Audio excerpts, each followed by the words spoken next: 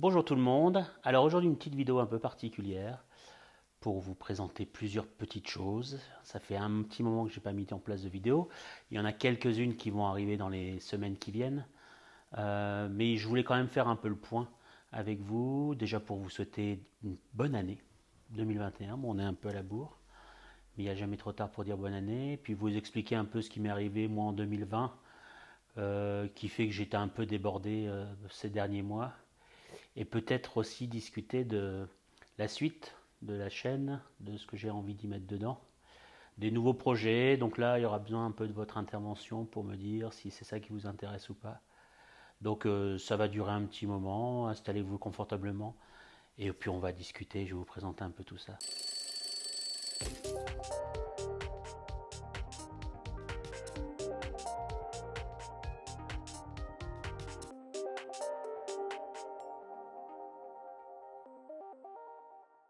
Qu'est-ce qui m'est arrivé en 2020? Ben, beaucoup de choses, dans les deux sens, dans le bon et dans le pas bon.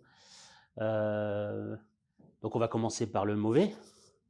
C'est que moi, le Covid a beaucoup dérangé mon activité libérale, avec pas mal d'annulations. Voilà, tout le monde confiné, les enfants euh, et les parents qui ont moins envie d'aller voir le psychologue. Difficile de faire des consultations par téléphone ou par Skype, même si j'ai essayé d'en faire quelques-unes, avec des enfants, des adolescents. Et ce qui fait que, bah voilà, très vite, j'ai décidé d'arrêter mon activité libérale et elle s'est terminée là, fin décembre. Donc ça m'a pris un peu de temps pour réfléchir à tout ça. C'était pas une chose qui était très simple à accepter.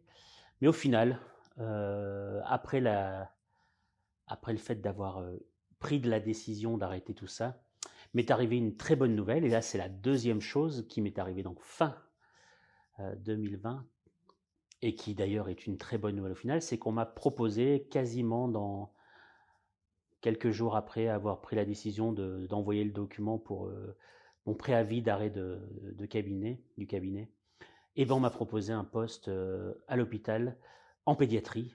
Voilà, quelque chose que j'attendais depuis un petit moment. Et donc voilà, j'ai un complément. Je travaille déjà à l'hôpital dans un secteur qui s'appelle la douleur chronique. Je ne sais pas si je vous l'avais déjà dit.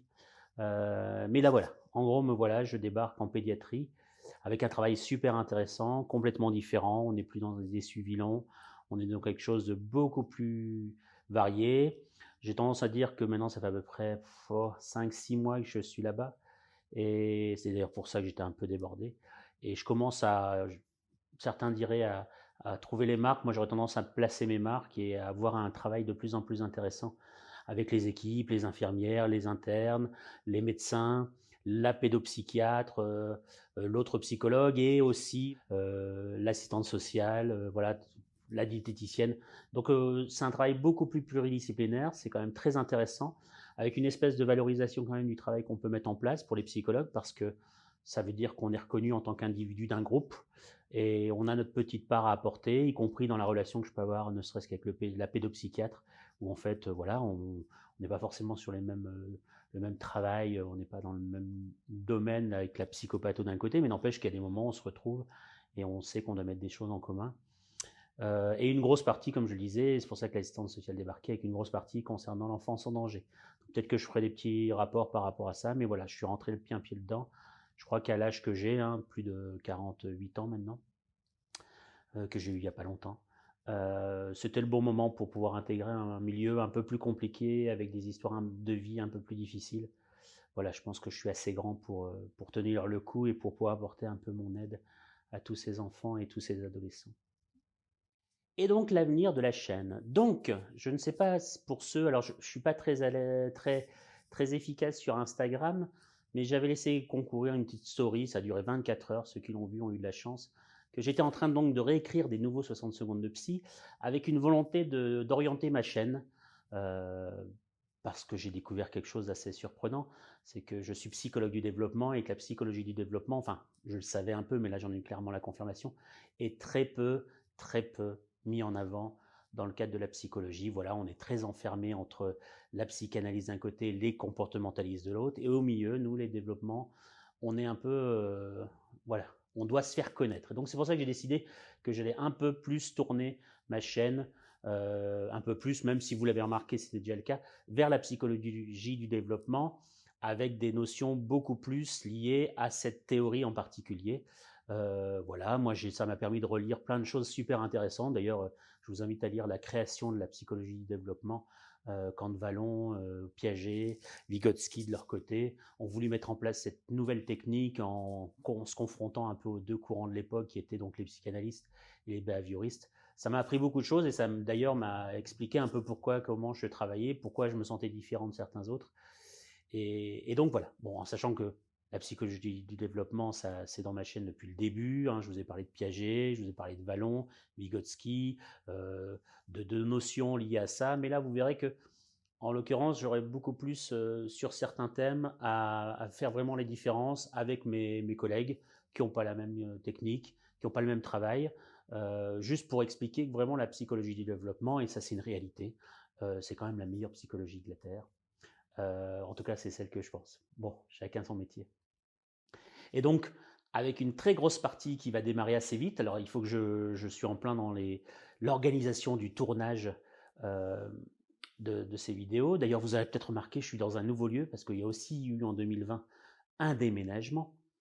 Et donc, ce qui fait que je suis dans un nouveau local, il faut que une maison plutôt grande, il faut que je me retrouve un endroit où je vais pouvoir un peu décorer pour pouvoir être tranquille, sans le bruit des voitures d'un côté, euh, sans déranger personne et ainsi de suite. Donc ça se met petit à petit en place, il y a un nouveau micro qui va débarquer dans pas longtemps, des nouvelles lampes sûrement par la suite. Mais n'empêche qu'il y a des nouveaux épisodes donc de 60 secondes de psy avec une première partie tout autour de Vallon. Voilà, Vallon, j'ai découvert que, et c'est un peu le souvenir que j'en avais, c'est qu'on l'étudie, mais au final, on l'étudie assez peu et on passe très vite au-dessus parce qu'en clair, c'est quelqu'un qui a mis les bases de la psychologie du développement et très vite derrière, au final, les autres ont continué et on oublie un peu de repartir aux bases de ce que lui a mis en place avec sa fameuse échelle. Donc je vais faire comme j'ai fait avec Piaget parce que vous me l'avez demandé. Je vais reprendre, je vais recommencer l'épisode spécial de Piaget, donc profitez-en et allez le voir pour le moment parce que je pense qu'il va disparaître. Une nouvelle version de cet épisode-là va réapparaître tout simplement parce que comme maintenant je vais marcher sur 7 épisodes tout autour de Piaget, il y a des choses que je disais, que je dirai plus tard, donc ça me permet de dire plus de choses dans le premier épisode. Donc Piaget, sa théorie, comment elle est constituée, les différents stades du développement, avec un travail super intéressant parce que justement, comme on survole un peu ça, on ne va pas dans la profondeur de son travail. Enfin, en tout cas, moi, j'ai redécouvert le travail de Vallon et ça m'a beaucoup intéressé. Et puis après la suite, ça m'a permis aussi de faire d'autres épisodes, et je vous ai dit, de comparaison. Voilà, il y aura un épisode sur la différence entre la théorie de Vallon et la théorie de Piaget, qui eux sont tous les deux psy du développement, mais qui avaient quand même une vision bien différente du développement de la psychologie de l'enfant. Aussi, alors ça je sais pas, ça une fois que je l'aurai tourné, si je vois que c'est intéressant, que ça se sait pas trop à décharge, une différence aussi entre la théorie de Vallon, la théorie de Freud. Voilà, on va essayer là-dessus. Puis après, je vais continuer un peu. Là, je commence à lire actuellement par rapport aux néo-piagétiens. Vous m'avez beaucoup demandé néo-piagétiens, donc Pascal Léon.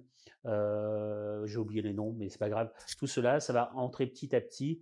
Et puis, de plus en plus, ce qui va arriver aussi, c'est aussi des notions plus expérimentales, parce que quand même, le propre de la psychologie du développement, c'est le fait que c'est une psychologie expérimentale, dans lequel avec des références scientifiques assez importantes. Et donc, je vais remettre de plus en plus d'expériences qui ont été mises en place. Voilà, on ne va pas s'arrêter juste à l'expérience de Bowlby. Je voudrais par exemple faire un épisode de l'expérience des yeux bleus parce que je trouve que c'est c'est quelque chose dont je fais beaucoup référence avec les ados que je peux avoir, ceux qui manquent de confiance, et je trouve que c'est intéressant qu'on puisse prendre le temps de travailler là-dessus. Donc 60 secondes de psy, là à peu près une douzaine de nouveaux épisodes qui vont arriver. J'espère les faire au plus vite, et le montage derrière. Donc ça, c'est pour la partie des 60 secondes de psy. Et un peu comme ce qui se passe aujourd'hui, voilà une petite tête-à-tête avec vous, un peu plus café, même si là, j'en ai pas, où on va pouvoir parler un peu plus d'actualité, d'autres choses. Voilà, c'est un petit format un peu plus long. Peut-être que ça me permettra, en fonction des commentaires que j'aurais pu avoir dans les vidéos, faire un point particulier sur une théorie en particulier, peut-être sur une précision que vous auriez envie d'avoir, peut-être sur aussi les livres, les choses que je lis actuellement, les articles que j'ai pu voir, peut-être aussi tout simplement pour travailler un peu par rapport à mon vécu de l'actualité, voilà, de ce que j'en pense, de ma vision psychologique, un peu de tout ce qui peut se passer autour de nous. Donc là, j'ai besoin un peu de vous actuellement. N'hésitez pas en commentaire à dire si ça vous intéresse, vers où vous voulez que j'aille. Est-ce que vous voulez que je fasse plus de la littérature psy et éducative? Est-ce que vous voulez que je parle plus, je fasse des liens avec l'actualité? Est-ce que vous voulez qu'il y ait tout ça? Voilà, n'hésitez pas, c'est en commentaire en dessous. Mettez-en plein, j'essaierai de répondre à tout. Bon ben voilà, j'ai encore un peu de difficulté, alors là peut-être que vous allez pouvoir m'aider à essayer de savoir comment je peux remettre un peu d'éducatif dans tout ça. Alors les cafés psy, ça avait plutôt bien fonctionné, on parlait bien éducatif, les étudiants y trouvaient leur part un peu psycho, les parents y trouvaient leur intérêt aussi. Seule chose, c'est que je trouvais que c'était un peu la discussion en live face à de l'écrit, c'est un peu compliqué, il n'y a pas mieux. Si ça vous a plu, bah dites-le moi, puis j'essaierai de remettre ça assez rapidement.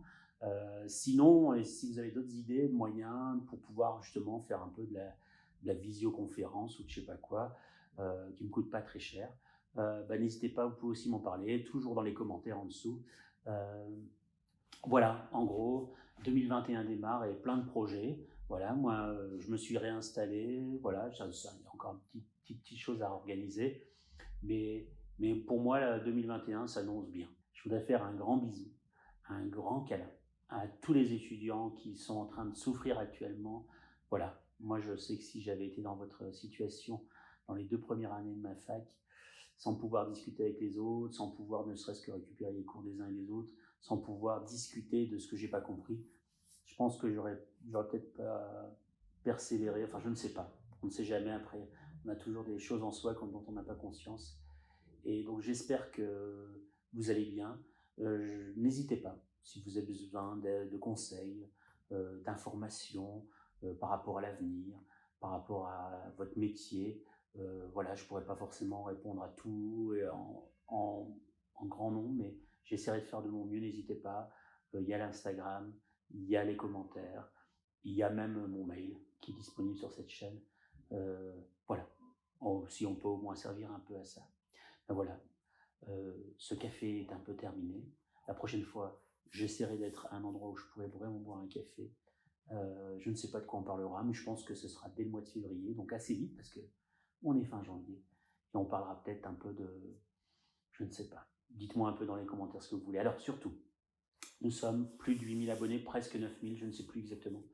Je n'ai pas regardé les chiffres depuis un moment. Il faudrait quand même qu'on atteigne les 10 000. Donc, si vous aimez ma chaîne, que vous n'êtes toujours pas abonné, c'est déjà surprenant, n'hésitez pas à vous abonner. Les notifications, parce que maintenant il va y avoir une paire de vidéos qui vont débarquer dans les mois qui viennent. C'est toujours intéressant de les avoir au fur et à mesure. Commentez. Voilà, ceux qui commentent savent que souvent je réponds, voilà, ou je like en tout cas, quand je ne sais pas quoi dire, voilà, en plus, mais je lis tous vos commentaires, donc n'hésitez pas. Cette chaîne est une chaîne de psy du développement, fait pour les parents, pour les autres psy du développement, pour les étudiants du psy du développement, et puis tous les autres psy et pas psy de la Terre. On est là pour parler de psychologie, de l'enfant, de l'adolescent. Il y a tellement de choses à faire. Une bonne année 2021 à tous. Au fait, savez-vous qui a tué le Among Us qui est juste derrière moi? J'attends votre réponse en commentaire.